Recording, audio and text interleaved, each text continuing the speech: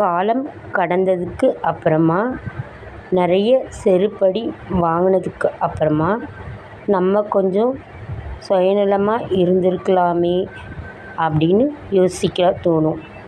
சுயநலமாக வாழ்கிறது தப்பு இல்லைங்க. நம்மளோட சுயநலத்துக்காக அடுத்தவங்க வாழ்க்கையை யாரும் கெடுக்கக்கூடாது.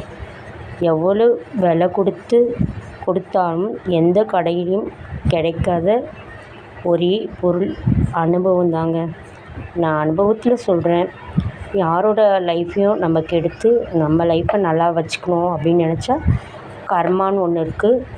அந்த கர்மாவுக்கு நம்ம பதில் சொல்லணும். அதனால் அடுத்தவங்களை கெடுத்து வாழ்கிறத விட நம்மளுக்காக வாழணும்னு யோசிக்கலாம். ஆனால் அதை நல்ல முறையில் வாழணும்னு நினைக்கணும். நன்றி.